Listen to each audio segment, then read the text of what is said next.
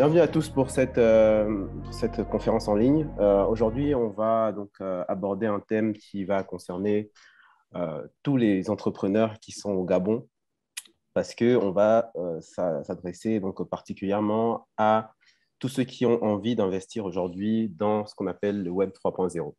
Donc, on a un sujet qui est très intéressant, qui est celui de la levée de fonds pour son projet. Donc, tous ceux qui ont des projets en ce moment ou qui sont en train de vouloir créer un projet, c'est vraiment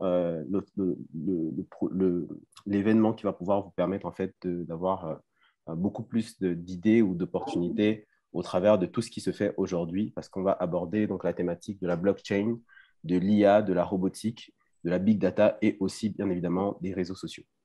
Donc, pour ce faire, on a nos deux animateurs, enfin, les deux co-animateurs qui sont Stella Fries et Magloire Blampin. Donc, Stella Fries, qui est une consultante en blockchain et en monnaie digitale, qu'on appelle plus communément des crypto-monnaies. Et on a M. Magloire Blampin, qui est donc expert en nouvelles technologies et en accélération de startups et de PME. Donc, aujourd'hui, on va se pencher donc, sur ces différentes problématiques et ils seront là pour éventuellement vous répondre à vos questions et vous proposer donc les solutions qui sont aujourd'hui disponibles à notre niveau, même si on est au Gabon, même si voilà, on n'a pas aussi beaucoup de visibilité à l'extérieur et on ne sait pas trop ce qui se fait. Aujourd'hui, vous avez la possibilité vraiment d'avoir des experts qui vous donnent leur avis et vous donnent leur opinion. Donc, n'hésitez pas à poser les questions, toutes les questions qui peuvent vous venir à l'esprit, même si voilà, ça vous paraît vraiment complexe comme sujet. Vous pouvez poser des questions et on essaiera au mieux, même moi aussi, de mon expérience, je ne me suis pas présenté, mais voilà, moi, je suis expert en marketing digital et on pourra au mieux vous orienter pour pouvoir vous permettre en fait d'avoir les outils nécessaires aujourd'hui pour pouvoir développer vos projets et potentiellement à faire des investissements, faire appel en tout cas à des investisseurs internationaux.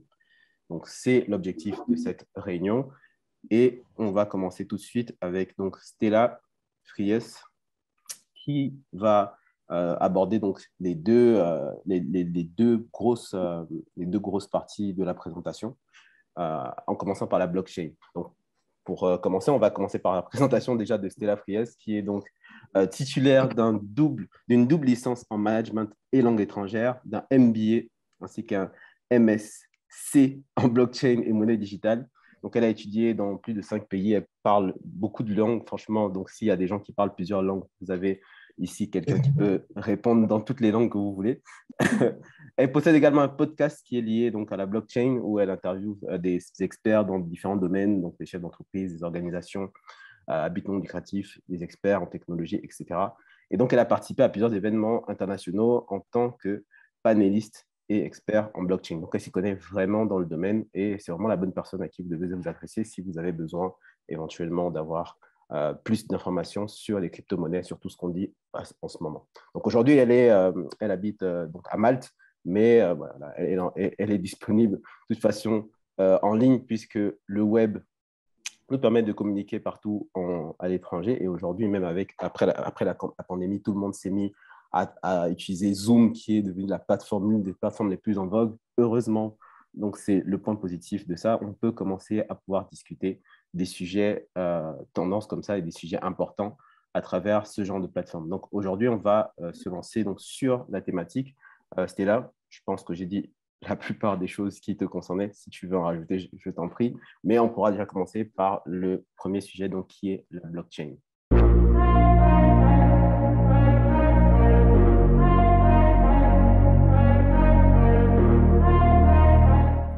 Merci beaucoup Lionel pour l'introduction, très T'en prie, complète. t'en prie. Bonjour à tous, c'est un plaisir de partager une expérience dans la blockchain aujourd'hui. J'espère pouvoir vous apporter de la plus-value et vous donner des conseils qui vous permettront potentiellement de lever des fonds en utilisant les opportunités de la blockchain, du Web 3.0, des crypto-monnaies et tout ça. Donc, on va commencer tout de suite. Je vais vous partager mon écran. Donc, alors, comme Lionel l'a expliqué, je vais pouvoir vous présenter deux sujets. Le premier, ce sera la blockchain et les monnaies digitales, qui est mon domaine d'expertise, pardon. Et le deuxième sujet, ce sera les réseaux sociaux.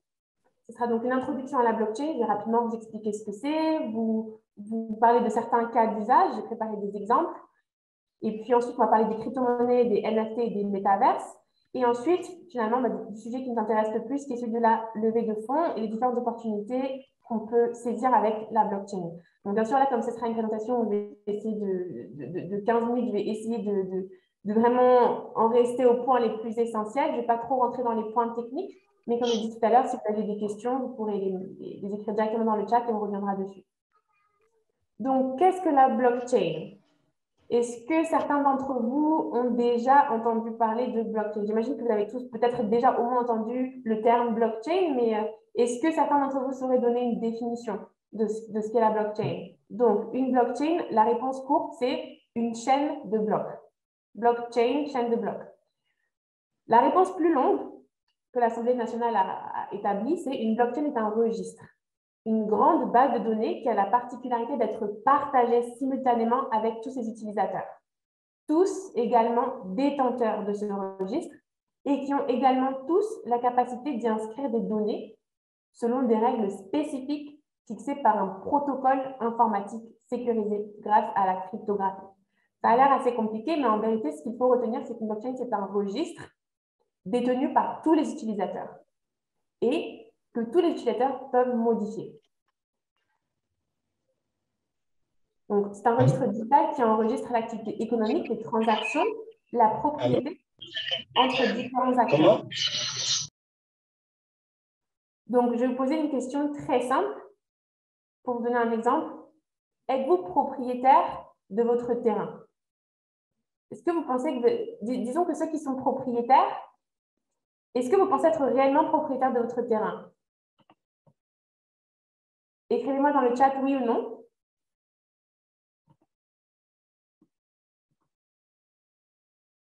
Est-ce qu'il y a même quelqu'un qui peut se démuter pour m'expliquer, pour répondre? Ce sera encore mieux. Je prends la parole. Hein. Du coup, oui, moi, je pense que je suis propriétaire de mon terrain. D'accord. Pourquoi? Comment est-ce que tu peux le justifier? Par un acte de notariat. Quand on me dit que j'ai acheté mon terrain et que je le notifie, oui, je pense que ça suffit à le prouver. Et qui détient cet acte? Il est où, en fait? Qui lui donne de la valeur? C'est l'État. Voilà. Donc, en général, c'est ce qui se passe. Quand on détient un terrain, l'enregistrement de la propriété, il est effectué par les autorités locales. Donc, en fait, elle constitue un intermédiaire. Et l'intérêt de la blockchain, un des intérêts, c'est qu'elle nous permet de nous débarrasser des intermédiaires. Alors, pourquoi est-ce qu'on veut se débarrasser des intermédiaires? Déjà, il faut comprendre que la plupart des secteurs aujourd'hui qui utilisent des registres sont des secteurs centralisés. Donc, par exemple, vos certificats académiques sont détenus par une université, vos comptes bancaires sont détenus par une banque, vos actes de propriété sont détenus par des notaires ou alors par des entités locales, des autorités locales. Mais le problème, en fait, c'est qu'on va introduire la notion de single point of failure, ce qui en français veut dire le point de faille unique. C'est-à-dire que ces personnes-là, ces entités-là, on leur fait confiance. On estime qu'elles font bien leur travail. Sauf que la vérité, c'est qu'elles peuvent faire des erreurs. Il peut y avoir de la corruption. Elles peuvent chercher à nous censurer. Elles peuvent se faire hacker également. Il est arrivé dans certains pays, je pense par exemple à des pays en Amérique latine, que la mafia prenne le pouvoir et décide de virer des paysans de leurs terres parce qu'ils en ont besoin. Et soudainement, l'État ne peut pas intervenir. Ils sont corrompus. Donc, des personnes se retrouvent dépossédées de leurs terres. C'est un problème qui existe également en Inde, dans beaucoup de pays où l'État n'est pas forcément fort. Tous les pays sont corrompus, mais après, en fonction du niveau de corruption, on peut obtenir certains problèmes comme celui-ci. Donc là, en fait, il s'agit vraiment d'un problème de confiance. Avec la blockchain, on n'a plus besoin de leur faire confiance, puisqu'on peut tout vérifier.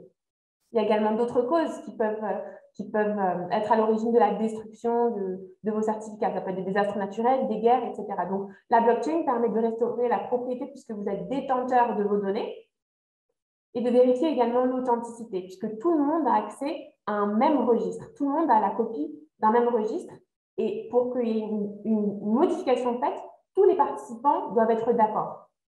Donc, soudainement, le pouvoir n'appartient plus à une personne, mais à tout le monde. Voilà pour cette explication rapide de la blockchain. Donc, à quoi ça sert? Ça sert à se débarrasser des intermédiaires, à assurer la fiabilité des données à garantir la sécurité et la confidentialité grâce à ce qu'on appelle la cryptographie. Donc, c'est les moyens techniques de sécurité qui sont mis en place pour sécuriser la blockchain, et aussi à optimiser la traçabilité et la logistique. Ça, on verra plus tard. Donc, en fait, tout ça, pour comprendre la blockchain, je pense que c'est très important de parler de Bitcoin et pourquoi Bitcoin a été créé. Bitcoin a été créé en 2009 suite à la crise financière de 2008. Et donc, Bitcoin a été créé par Satoshi Nakamoto.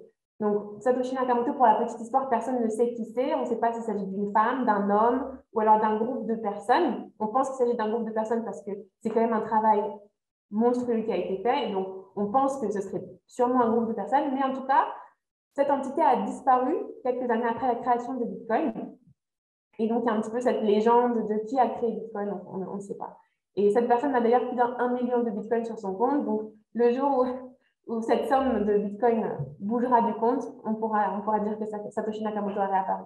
Enfin, pour en revenir à Bitcoin, il a été créé justement pour pallier aux difficultés engendrées par un système bancaire centralisé. Un système opaque, avec peu de contrôle et très centralisé, où très peu d'acteurs ont un pouvoir démesuré.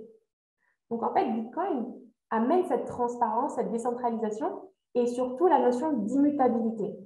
C'est-à-dire qu'une transaction qui est effectuée sur la blockchain, une fois qu'elle est confirmée, ne peut pas être renversée. Elle ne peut pas être inversée. On ne peut pas modifier ce qui a été fait sur la blockchain. Donc, pour vous donner un exemple très concret, on va dire qu'on a un registre de comptabilité sous forme de livre. Si, par exemple, à la page 4, il est écrit que Lionel a vendu sa maison à Magloire, qu'est-ce qui empêche un acteur malveillant de changer ce qui est écrit à la page 4, de dire qu'en fait, Lionel a donné sa maison à Stella? Pas grand-chose. Bon, la loi, mais bon. Alors qu'avec la blockchain, si on va dire qu'on a 10 pages, quelque chose est écrit à la page 4, pour revenir à la page 4, au bloc numéro 4, il faut non seulement hacker le bloc 4, mais il faut aussi hacker tous les blocs qui ont été construits par-dessus, sur la chaîne de blocs. Donc, il faut hacker le bloc 10, le bloc 9, le bloc 8, le bloc 7, le bloc, etc. jusqu'au bloc 4. Ce qui est impossible parce que ça demande beaucoup trop de ressources électroniques.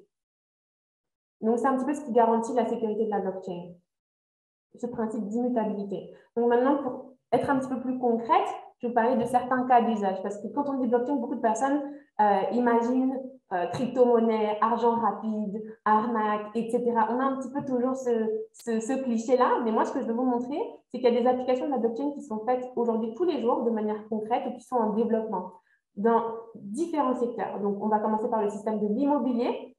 Et ça, du coup, c'est un système de tokenisation de l'immobilier qui s'appelle Realty. Cette présentation-là, elle sera partagée avec vous à la fin de la présentation, sachant qu'il y a beaucoup de liens si jamais vous voulez cliquer pour aller voir vous-même les différents projets, les différentes sources. Donc, j'ai tout mis de manière à ce que vous puissiez aller chercher par vous-même. Donc, Realty a été créé il y a quelques années déjà, je crois que ça fait peut-être 2 ou 3 ans. C'est un projet qui est assez jeune et qui porte sur l'immobilier. Aujourd'hui, vous savez sûrement que le marché de l'immobilier, c'est un des marchés les plus illiquides.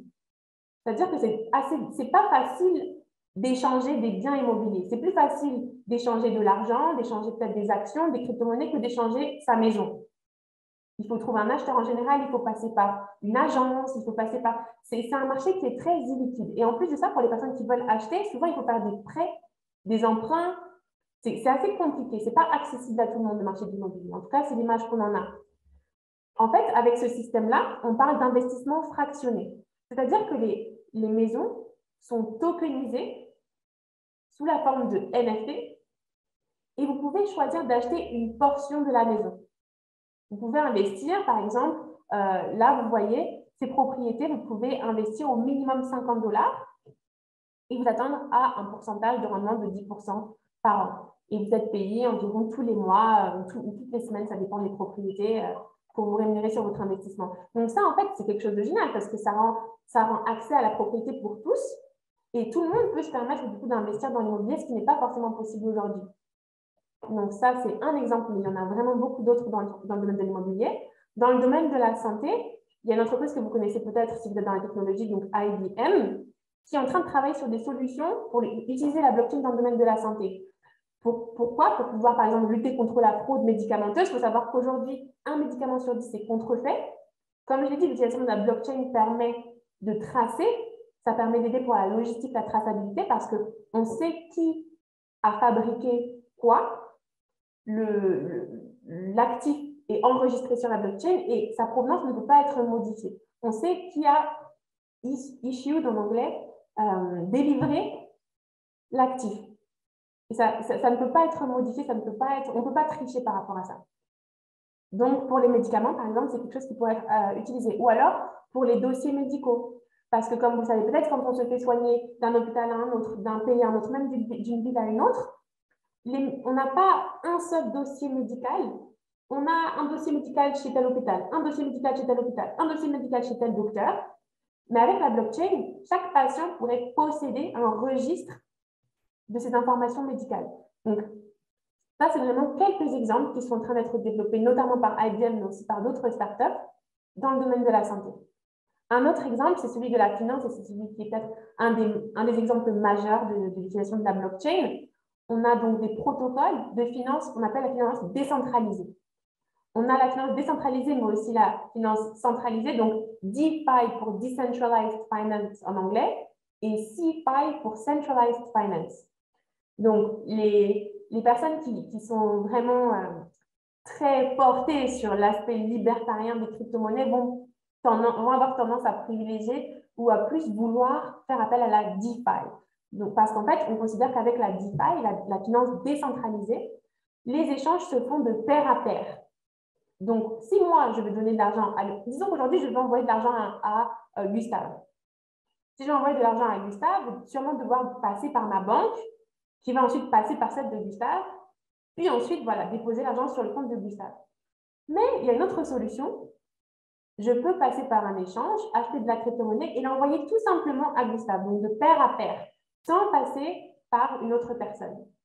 Aujourd'hui, il est possible de faire ces transactions simples du quotidien, mais il est également possible de faire des emprunts et des prêts avec la finance décentralisée, en trouvant des acheteurs et des vendeurs qui s'entendent sur une crypto-monnaie qu'ils souhaitent acheter ou vendre.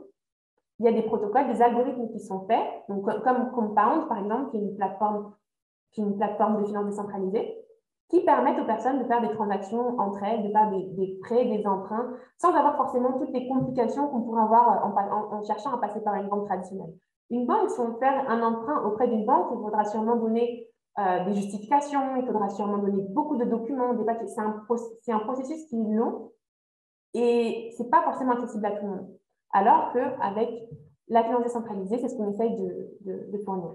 Et ensuite, la CeFi, Centralized Finance, permettrait de faire les mêmes choses, mais en passant par des applications qu'on appelle des échanges centralisés. Mais ça, on en reparlera quand on parlera de crypto-monnaie. Et enfin, donc, un exemple dans le domaine du social, ça c'est un projet qui me tient énormément à cœur. Donc, le projet s'appelle Building Blocks du Programme alimentaire mondial des Nations Unies, où en fait, ils utilisent la blockchain. Ils ont fait ce qu'ils appellent un réseau blockchain humanitaire.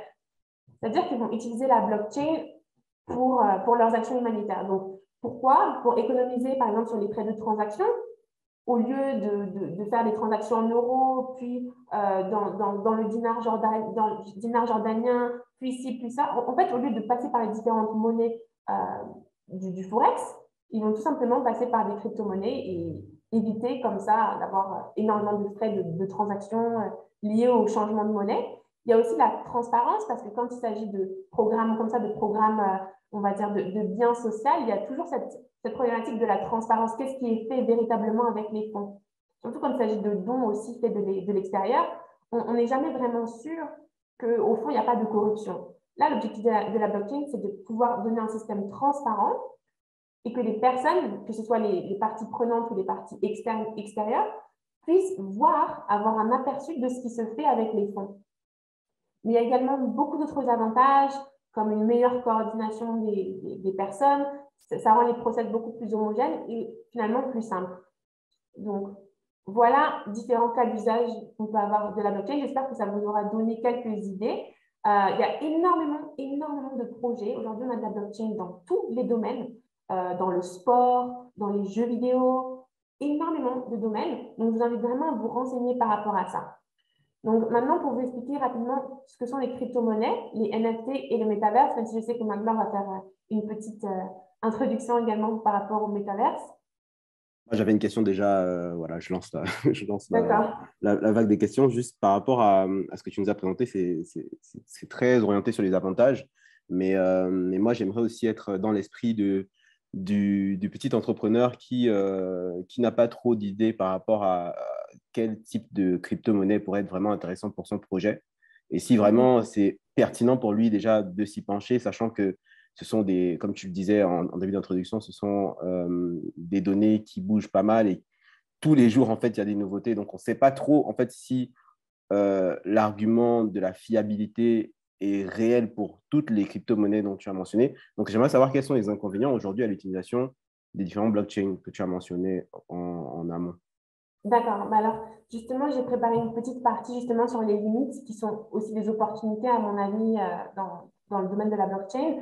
Par contre, il ne faut pas confondre crypto-monnaie et projet parce qu'une blockchain a en général ce qu'on appelle un coin, donc une crypto-monnaie, mais peut également avoir plusieurs tokens. En fait, chaque projet, on va dire, aura derrière lui une crypto-monnaie, un projet, une crypto. Dis-toi ça comme ça. OK. Par exemple, pour le projet d'immobilier que j'ai présenté, on ne peut pas acheter vraiment en dollars. C'est-à-dire que pour le projet, pour supporter la blockchain, en fait, il faut utiliser la monnaie native de cette blockchain-là. C'est le REAG, Multi. quelque chose comme ça. Multi, tu dis. Et ensuite, je pense que ça peut être très pertinent parce que l'idée, c'est pas forcément d'utiliser une crypto-monnaie, mais ça pourrait être par exemple de créer la sienne, de créer sa propre blockchain. Et ça, du coup, je vous en dirai plus dans la partie levée de fonds qui est consacrée vraiment à ça. OK. Ça, j'ai répondu à ta question. Oui, oui, bien sûr. Okay. Est-ce qu'il y a d'autres questions? N'hésitez pas à vous démuter si vous voulez vous démuter ou alors écrire dans le chat ou on continue.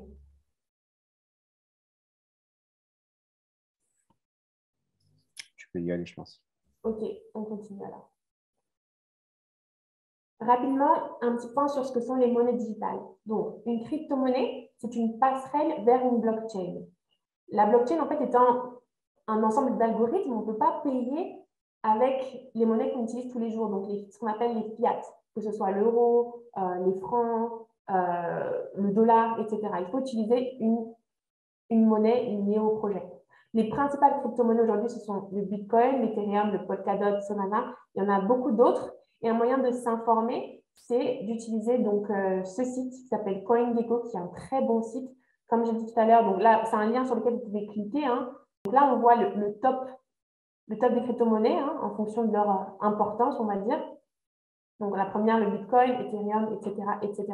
Et on voit qu'il y en a vraiment des milliers en fait. Il y en a des milliers, de milliers, de milliers. Donc, sur ce site-là, vous pouvez voir plein d'informations par rapport à la crypto. Vous pouvez voir son prix.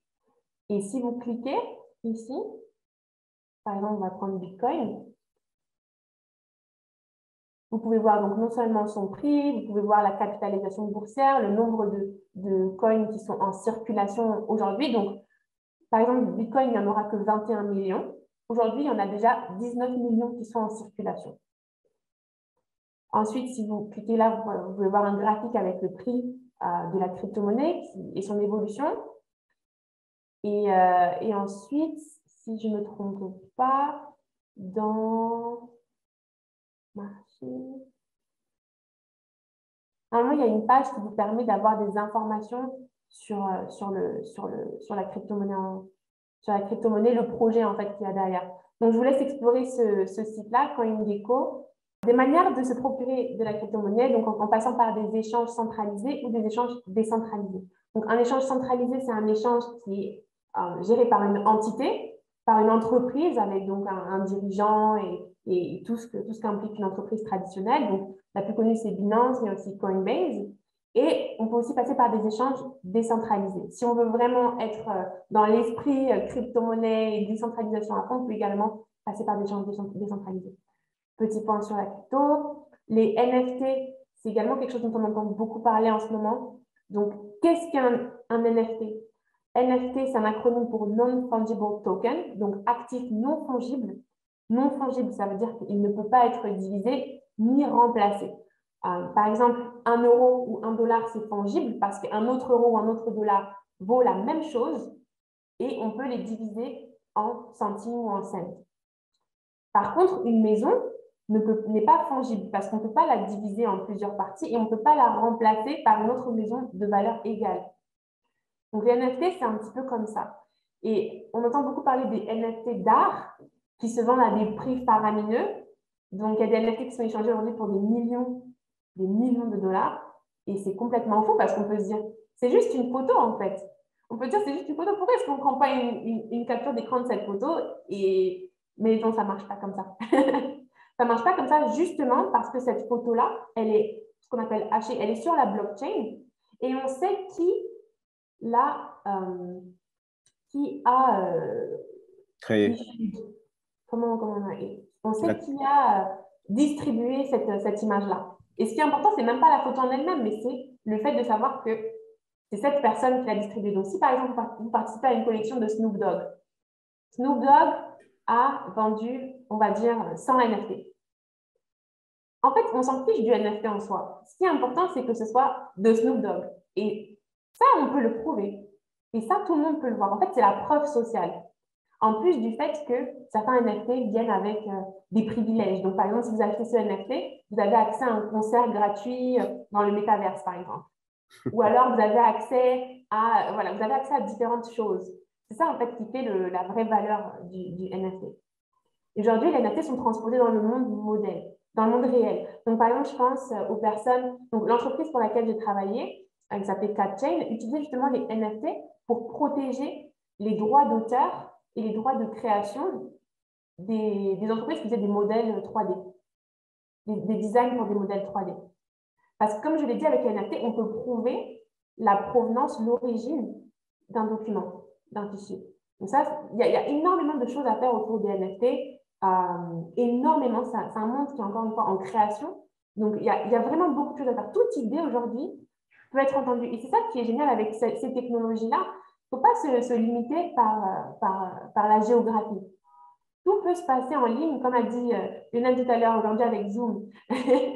on peut organiser des réunions, on peut tout faire, peu importe où on est, qu'on soit en Inde, qu'on soit au Gabon, qu'on soit au Canada, c'est plus un problème en fait. Et aujourd'hui, ce qu'il faut vraiment comprendre, l'opportunité à saisir, c'est que la blockchain, NFT, métaverse, crypto-monnaie, c'est une occasion pour tout le monde d'être au même point de départ en fait.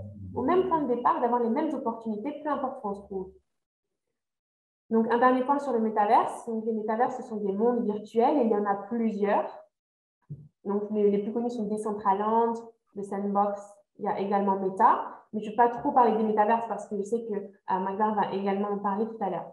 Donc, voilà pour la petite partie crypto-monnaie, NFT, métaverse, etc.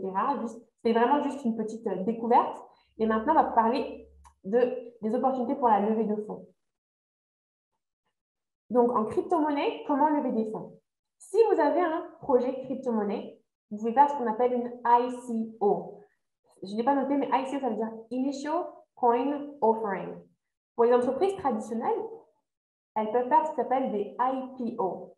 Donc, aujourd'hui, une entreprise, si elle veut lever des capitaux, ce qu'elle peut faire, c'est vendre des parts.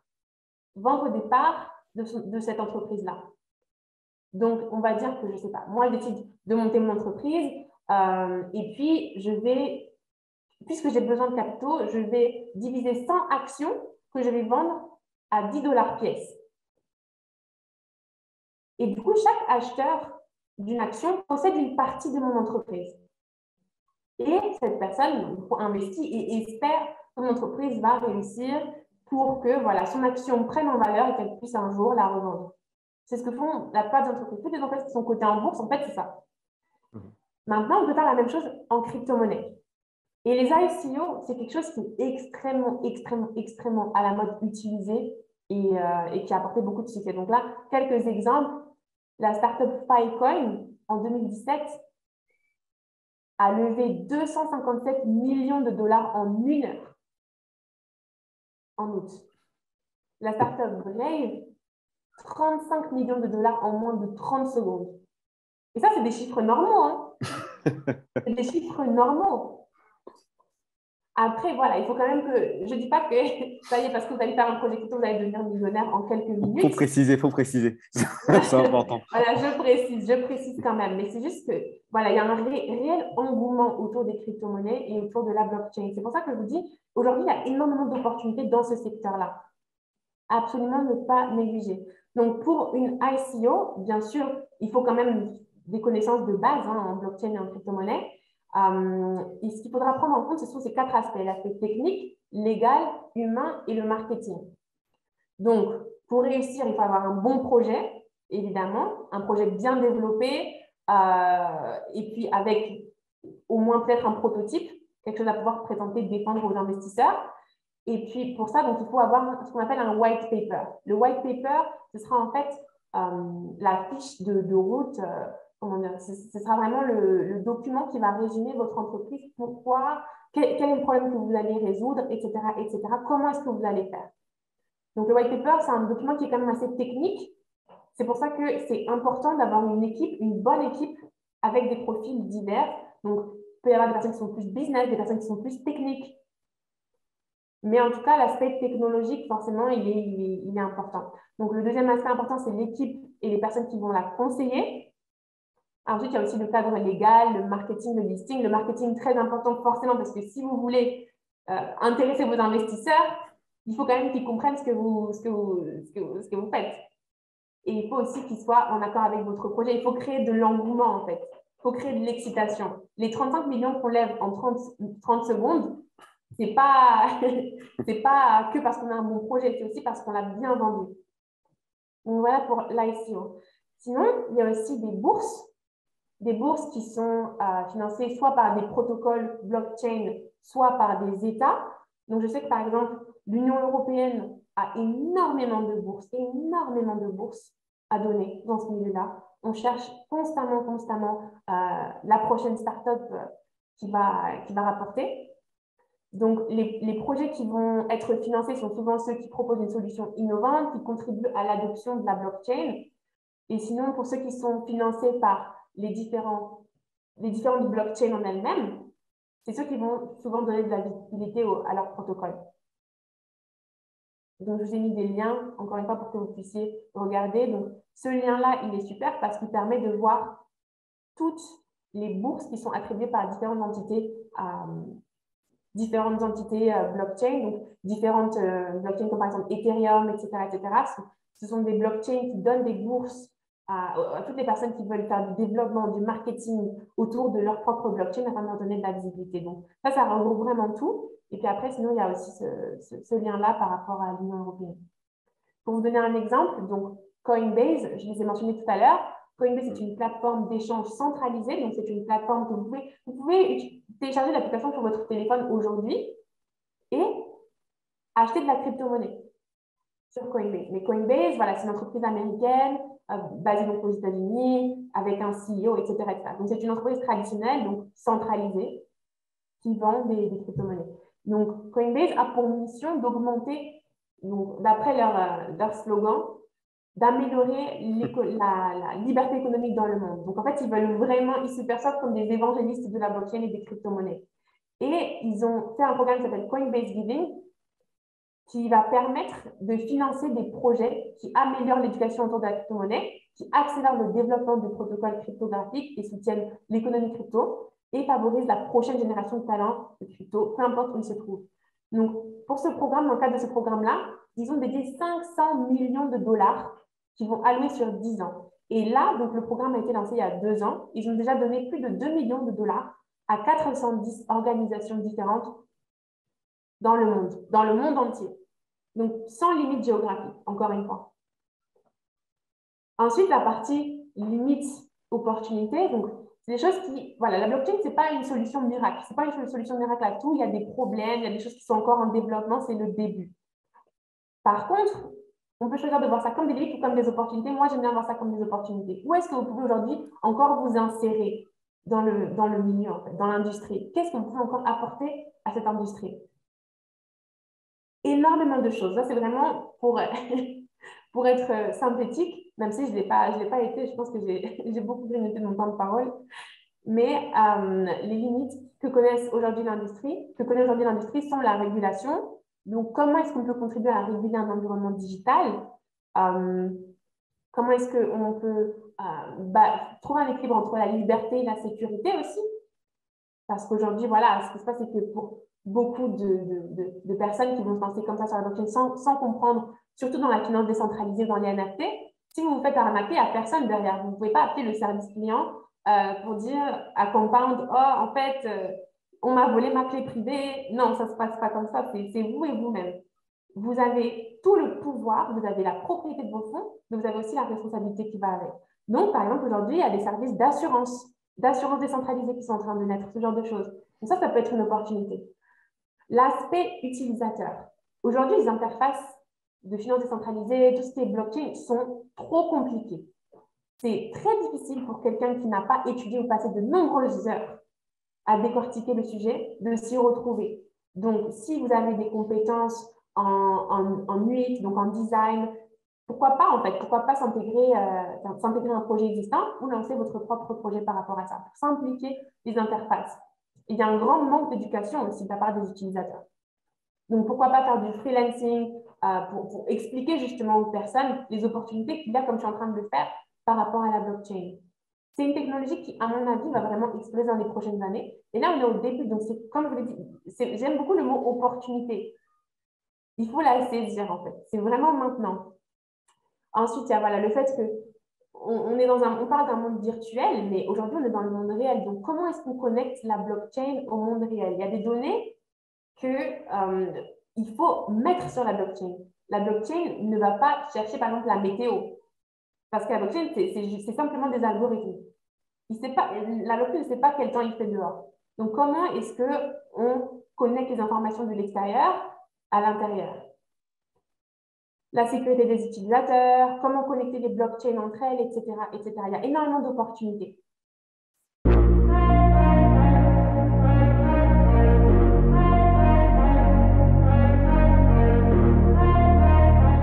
Alors, on va revenir sur je vais commencer avec le Web 3.0, qui est la prochaine génération de Web. Il y a à peu près plus d'une trentaine d'années, un monsieur du nom de Tim Berners-Lee mettait au point le protocole HTTP, qui est le protocole qui est utilisé pour l'Internet.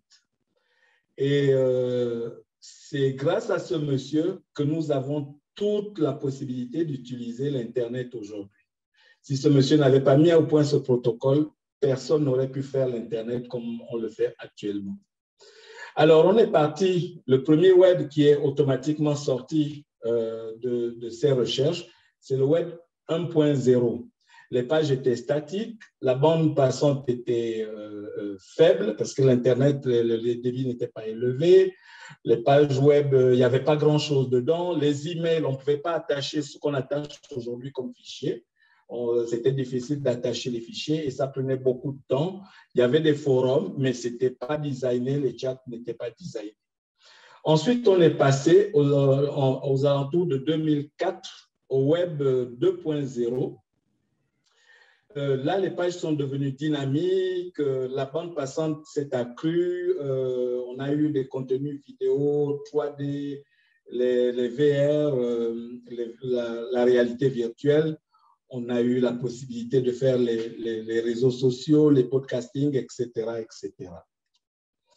Alors, qu'est-ce qui changera entre le Web 2.0 et le Web 3.0 qui est déjà, pour certaines applications, présentes? Voilà, je vous présente un peu. Par exemple, vous utilisez aujourd'hui Google, vous avez Brave en anglais, qui est déjà utilisé. Vous stockez vos données sur Drive, vous avez Storage ou IPFS en anglais, ainsi de suite. Donc, vous avez les équivalents de tous ces outils qui existent déjà aujourd'hui, qui sont disponibles, que vous pouvez tester quand vous voulez et voir comment est-ce que le monde est en train d'évoluer. Alors, pourquoi c'est intéressant pour nous de regarder cela? Parce que ce qui s'est passé, et là, je vais appuyer ce que Stella disait tout à l'heure, et je vais peut-être encore compliquer les choses, puisque le but, c'est de vous fournir le maximum d'informations. Quand on est arrivé au Web 2.0, les GAFA que vous connaissez, Google, Apple, Facebook, Amazon et tous les autres, se sont emparés du Web 2.0, se sont emparés de nos données, se sont emparés d'un certain nombre de choses et ont commencé à s'enrichir avec. C'est ce qu'elle disait, elle parlait de centralisation. C'est ça la centralisation en fait. Donc, ils contrôlent nos données, ils monétisent nos données, ils gagnent de l'argent avec nos données. Donc, la tendance du Web 3.0, c'est d'avoir la possibilité de vivre dans un monde des deux. Si vous voulez que vos données soient centralisées, mais vous allez rester avec les fournisseurs d'accès qui auront ces services-là. Et si vous voulez travailler dans des plateformes décentralisées, vous irez vers ces plateformes décentralisées. L'avantage des plateformes décentralisées, c'est que dans les plateformes centralisées, quand il y a par exemple un bénéfice d'argent, quand je prends Facebook fait des bénéfices, ce sont les actionnaires de Facebook qui gagnent de l'argent. Ce n'est pas vous les utilisateurs.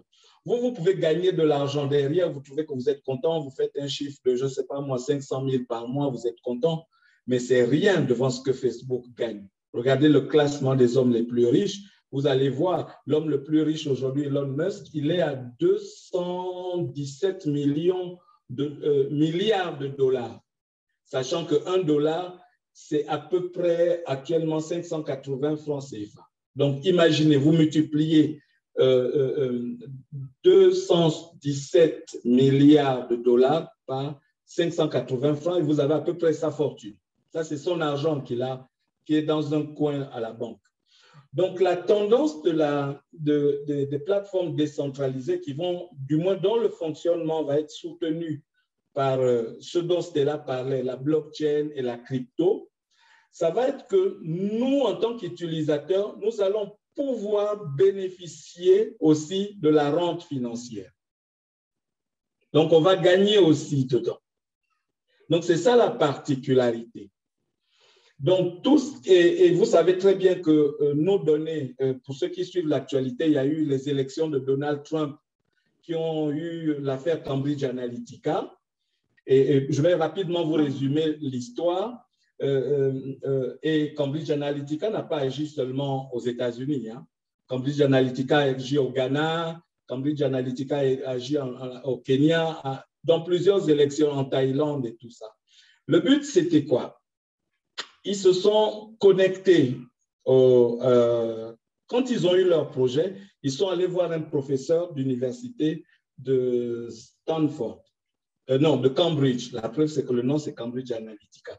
Ils ont dit à ce professeur, on veut avoir, c'est un professeur de psychologie, ils lui ont dit, on veut avoir les profils des utilisateurs pour savoir quelles sont leurs tendances en termes d'opinion. Et le professeur leur a dit, il y a un questionnaire sur Facebook que vous pouvez mettre, et ce questionnaire-là va vous donner des informations sur les utilisateurs, mais aussi sur les amis des utilisateurs. Donc, c'est ce qu'ils ont fait.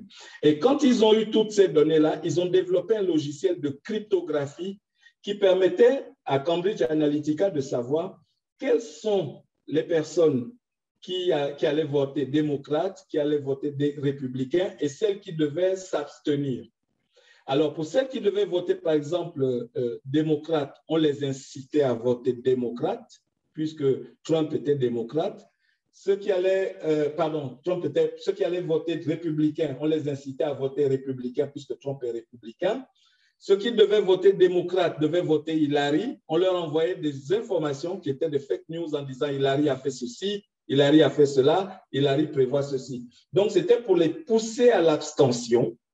Et quand ils s'abstenaient, les autres prenaient de l'avance. Et maintenant, les indécis, on faisait tout pour qu'ils changent de camp. Par exemple, si c'était des gens qui aiment les armes, on leur dit, ah, Hillary risque de ne pas de voter une loi qui va réduire la puissance des armes qui sont utilisées et qui sont personnelles.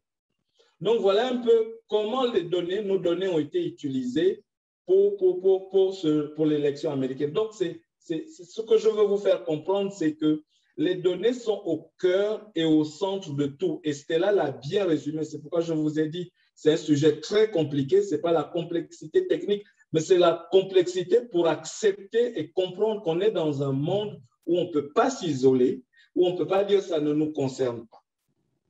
Voilà un peu pourquoi la tendance à des plateformes décentralisées est de plus en plus en vogue et pourquoi nous sommes dans cette direction. Alors, nous avons de nombreux projets. Vous, les jeunes, aujourd'hui, vous développez beaucoup de projets et vous voulez lever de l'argent, gagner de l'argent. Et pour gagner de l'argent, en fait, quand on regarde les choses, nos projets sont bien, mais sont trop centrés à l'interne. Au Gabon, nos projets sont orientés Gabon.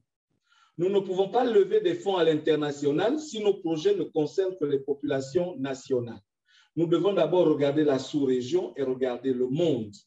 Et je vais vous donner des exemples de possibilités qui sont offertes par les technologies que Stella a désignées et qui sont à notre portée aujourd'hui. Donc, on parle aujourd'hui d'intelligence artificielle.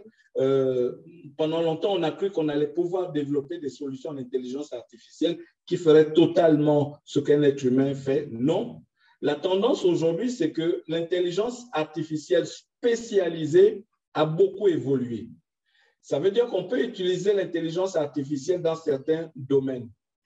On a par exemple 20 000 milliards de données sur les cancers qui permettent aujourd'hui aux cancérologues de diagnostiquer en un temps record un cancer qui est encore au stade embryonnaire, c'est-à-dire on ne le voit pas à l'œil nu, mais la machine le détecte parce qu'on a nourri la machine d'un certain nombre de clichés. Donc la machine va détecter ce cancer. On a plein d'autres exemples d'utilisation de l'intelligence artificielle. Quand vous tapez par exemple une requête sur Google, ce n'est pas des ingénieurs de Google qui vous répondent, c'est l'intelligence artificielle de Google qui vous répond. Parce que si les ingénieurs de Google devaient vous répondre avec plus de 2 milliards de personnes connectées, ça va être difficile d'avoir 2 milliards d'ingénieurs derrière pour répondre individuellement aux gens. Donc, voilà les grandes tendances en matière d'intelligence artificielle que nous pouvons recopier chez nous. Et je vais donner d'autres exemples. On a la robotique aussi. Moi, j'ai été passionné il y a 4 ans. Il y a une société californienne qui s'appelle Momentum Machine, qui avait développé un automate qui faisait 2000 burgers par heure. 2000 burgers. Vous arrivez, vous avez un iPad, vous sélectionnez ce que vous voulez manger et le robot prépare tout. Bien sûr, ce sont les êtres humains qui mettent les ingrédients. Mais la machine en question était dans la salle. Elle est là dans la salle. Donc, vous venez, vous tapez votre commande sur un iPad ou vous commandez en ligne, vous venez. Votre commande est prête, elle vous attend. Le propriétaire de McDo l'ont appelé pour lui dire qu'il voulait racheter la machine, le projet. Il a refusé de vendre. Il a refusé de vendre. Et je suis allé rechercher des informations pour savoir pourquoi il avait refusé.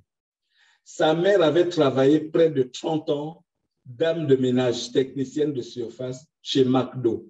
Donc pour lui, c'était une vengeance pour dire je vais les faire tomber, je vais faire quelque chose qui va bouffer leur modèle économique. Et c'est ça aujourd'hui, les grands projets. Et il y a des idées qui concernent l'innovation. Je profite pour vous dire au passage que Google a mis $1 milliard. 1 milliard, Google a mis $1 milliard pour rendre l'Internet abordable en Afrique. C'est pour l'Afrique, $1 milliard. C'est pour rendre l'Internet abordable en Afrique. C'est pour aider les entreprises à faire leur transformation digitale. C'est pour investir dans des technologies de nouvelle génération. Ils ont mis cet argent pour ça. Et aussi pour aider les organisations à but non lucratif. Donc, il y a de l'argent. On vous mettra les liens de toutes les offres financières qu'il y a. parce que c'est vrai, on finance des projets dans notre pays au Gabon, mais on ne peut pas se contenir, on ne peut pas se contenter, pardon, simplement de cet argent-là, qui ne peut pas grossir si on ne commence pas à lorgner plus loin. Donc, les jeunes, les start-upers doivent commencer à faire des projets qui sont innovants. Et quand je parle d'innovation, ce n'est pas seulement la technologie. Je vais vous prendre un exemple. La valise a existé pendant longtemps. Pendant longtemps, la valise a existé. Elle était très bien utilisée. Et c'est un Français qui a vu que pour transporter la valise, c'était très difficile. Il a décidé de mettre des roues sur une valise. Et ça a été une innovation. Ça veut dire que l'innovation, c'est deux choses. La roue existait, la valise existait, mais en combinant les deux, on a créé quelque chose de nouveau. Et c'est ça l'innovation. Nous, on voit toujours l'innovation simplement avec les outils technologiques. C'est vrai, nous sommes passionnés de technologie, mais nous pensons qu'on peut voir l'innovation dans tous les sens. Alors, voilà un peu, on pourra revenir après dans les questions, mais je vais juste terminer en disant ceci. On parle de plus en plus du métavers. Le métavers, c'est quoi? Stella l'a dit, ça va encore vous paraître compliqué, complexe, mais le métavers, c'est les mondes virtuels. Vous voyez les casques de réalité virtuelle. Les Facebook et toutes les grandes firmes ont déjà commencé à commercialiser leurs casques et ils vont nous vendre des espaces virtuels où nous irons nous balader. Moi, quand j'ai découvert ça il y a 1 an, je me suis dit, waouh, voilà une opportunité pour notre pays, le Gabon et notre continent. Je vais vous dire pourquoi.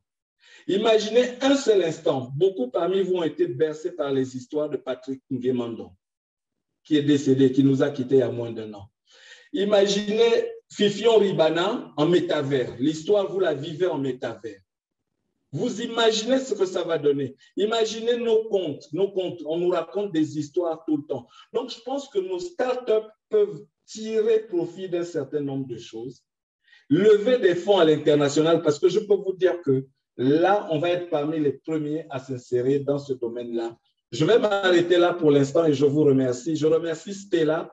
J'ai apprécié sa présentation. Et si je dis qu'elle est complexe, c'est simplement pour montrer que nous ne sommes plus là pour faire des choses simples. Nous devons lever le niveau. Les autres pays africains ont levé le niveau et nous devons lever le niveau. Merci. Merci beaucoup, Magloire. Très, très bonne présentation.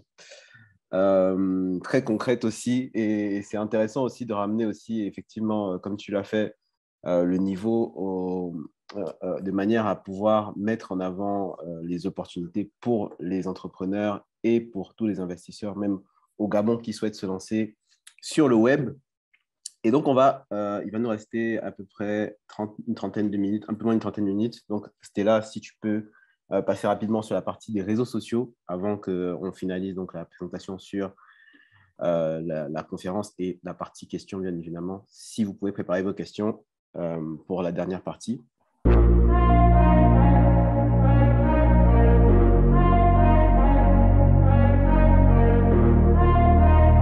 Cette troisième partie va être consacrée du coup au marketing et aux réseaux sociaux. On va revenir dans des eaux plus familières.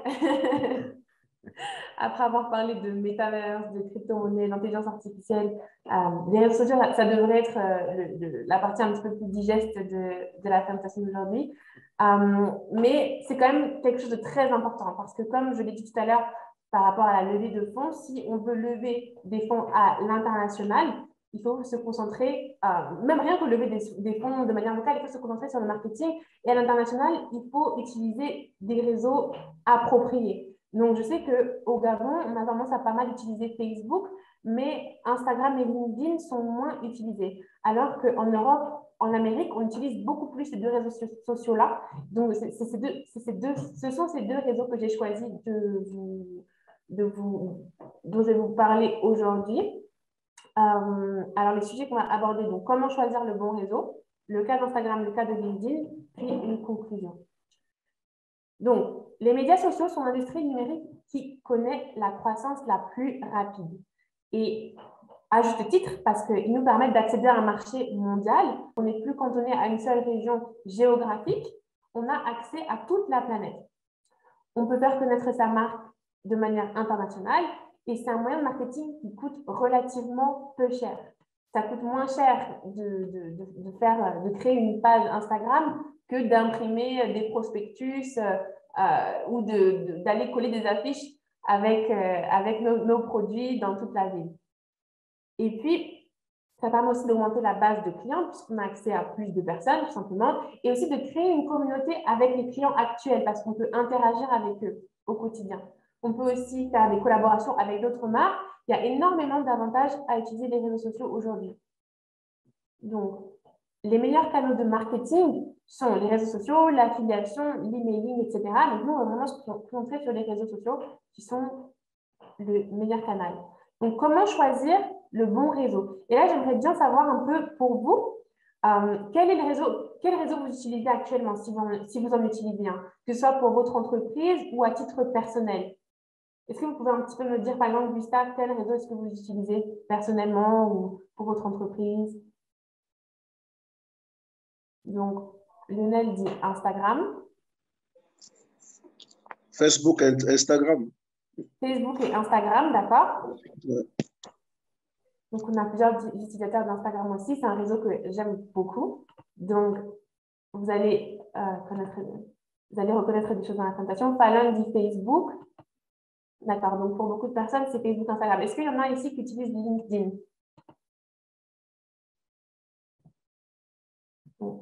Magloire utilise LinkedIn. Qui d'autre? Lionel, je crois que tu utilises LinkedIn aussi. Personne d'autre?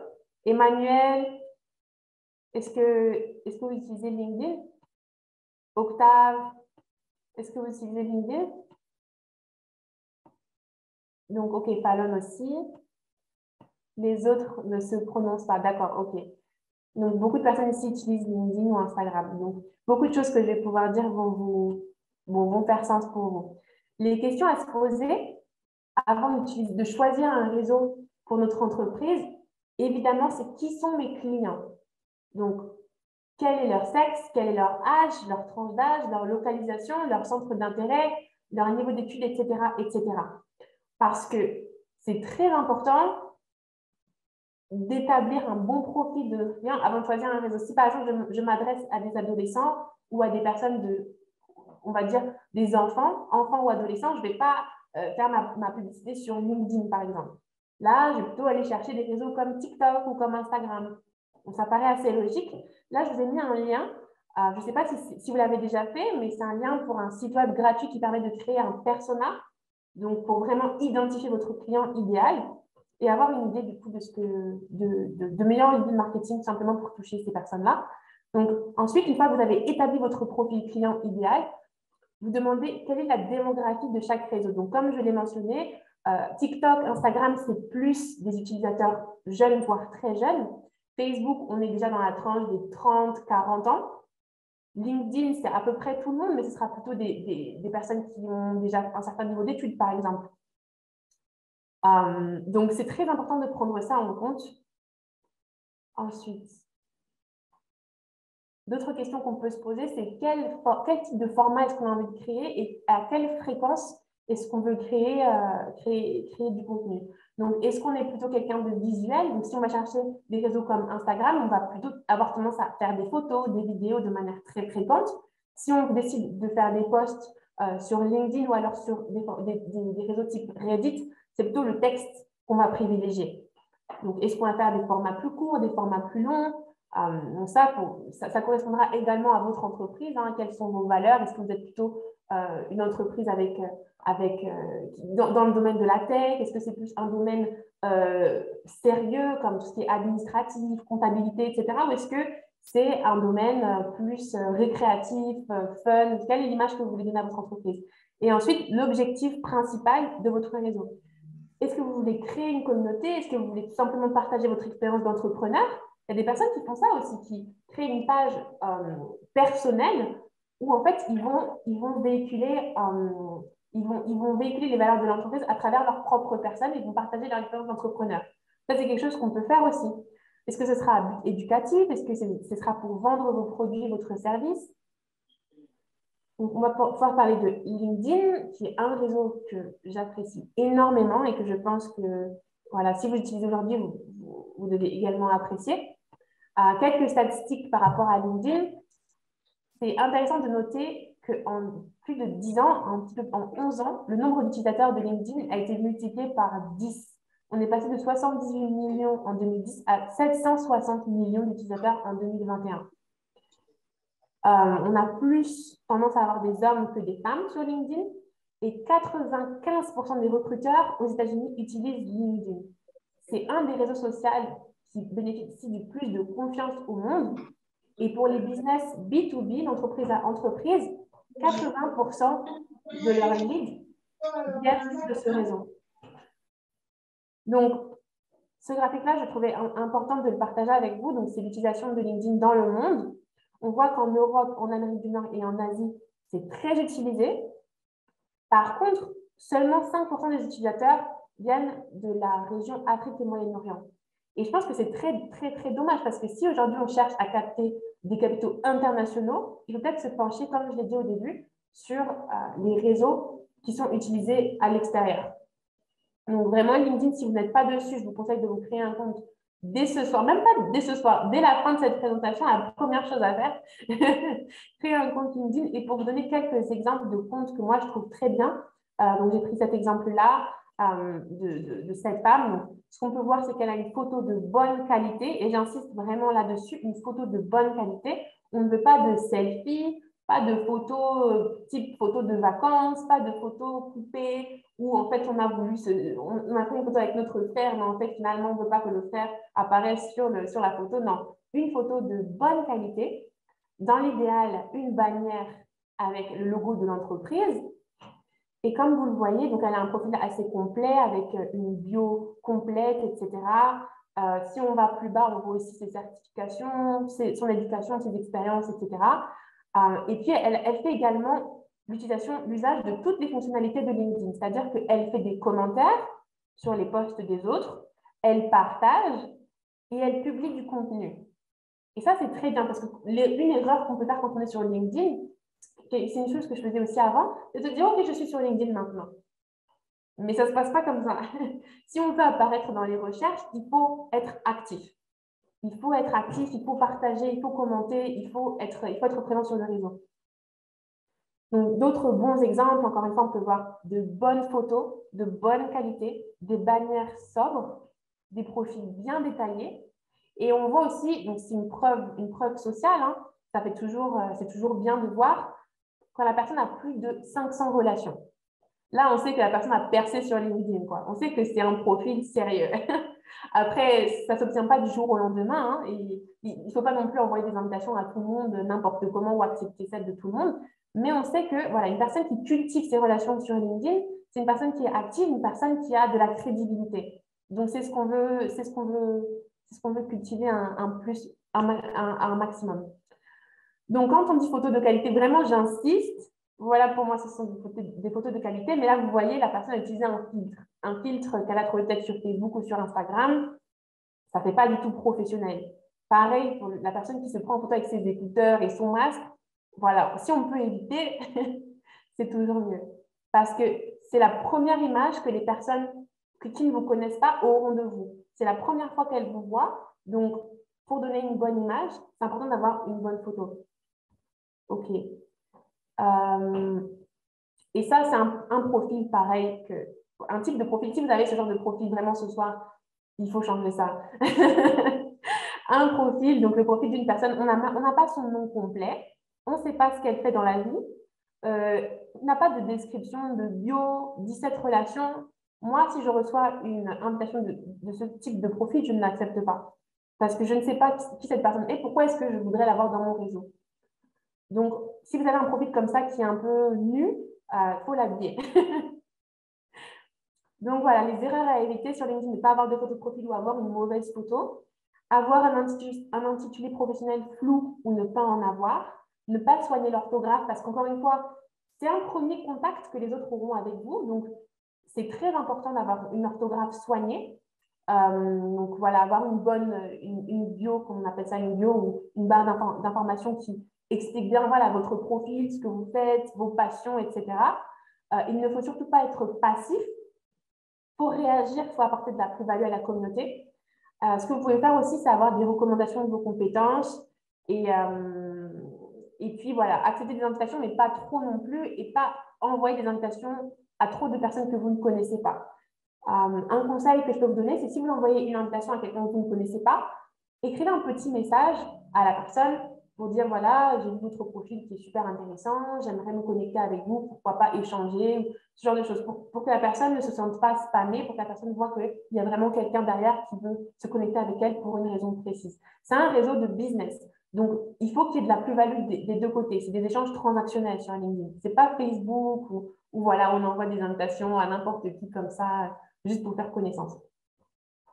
Donc, voilà pour LinkedIn. Maintenant, pour Instagram, donc certains d'entre vous utilisent Instagram. Est-ce que vous avez une page pour votre entreprise? Dites-moi un petit peu dans le chat. Est-ce que certains d'entre vous ont une page pour leur entreprise sur Instagram? Alors, la discussion. Magloire dit oui, Léonard dit oui. Les autres, est-ce que vous avez une page professionnelle sur Instagram ou pas du tout? Non, d'accord, super, super, on va pouvoir voir ça ensemble. Je ferme ça, voilà. Ok, non, Emmanuel non plus. Ok, alors, pour Instagram, quelques statistiques. Voilà, Instagram a 2 milliards d'utilisateurs en 2022. 2 milliards, c'est énorme. C'est énorme. Et on voit qu'il y a plus de 200 millions d'entreprises qui sont présentes sur Instagram. Donc, c'est vraiment voilà, il y a à boire et à manger pour tout le monde. Sur Instagram, il y a énormément de ressources, de posts et énormément de personnes. Il y a beaucoup de trafic, en fait. Donc, c'est une très belle opportunité également à exploiter pour votre entreprise. C'est l'occasion aussi de faire appel à des influenceurs, donc des personnes que vous allez payer, par exemple, pour promouvoir votre marque. Selon une étude, pareil, vous pouvez retrouver toutes les sources ici. Pour chaque dollar investi dans le marketing d'influence, les marketeurs peuvent gagner 5,2 $. Donc, c'est quand même, on voit que le marketing d'influence, c'est un des canaux les plus importants du marketing digital aujourd'hui qui n'a pas sous-estimé. Et Instagram, c'est un très bon réseau pour cela. Donc, la démographie d'Instagram qui est très importante à prendre en compte, comme on le voit, les 18-24 et les 25-34 sont très présents sur les réseaux. Si vous vous adressez à une population plus jeune ou plus âgée que ça, peut-être qu'il y a des réseaux qui seront plus appropriés, mais en tout cas, si vous visez des populations de ces tranches d'âge-là, Instagram, c'est vraiment, à mon avis, le meilleur réseau. Donc, ça, c'est un bon exemple que j'aime vraiment beaucoup. Peut-être que certains d'entre vous le connaissent. Je pense que c'est assez connu. Donc, c'est la page des petits pots de Logoué. Alors, moi, j'aime énormément ce que cette femme fait. Je trouve que son compte apporte énormément de valeur. Donc, c'est un compte professionnel qu'elle a créé. Donc, ce qui est cool avec le fait de créer un compte professionnel, c'est qu'on peut donc lui écrire directement. On a son contact. Elle, de son côté, le compte professionnel lui permet d'avoir des statistiques sur le trafic. Donc, elle peut voir où sont ses abonnés, à quelle heure sont-ils le plus actifs sur Instagram. Elle peut voir la tranche d'âge. Elle a accès à beaucoup de données par rapport à tout ça. Ça encourage le contact, etc. Donc, elle, ce que j'aime beaucoup avec son profil, c'est qu'elle a une bio simple et efficace. On sait ce qu'elle fait. Il y a une petite citation, voilà, un petit peu jolie, inspirante, au cœur des saveurs inspirantes de l'Afrique, Made with Love in Gabon. Et puis, on a ce qu'on appelle un call to action.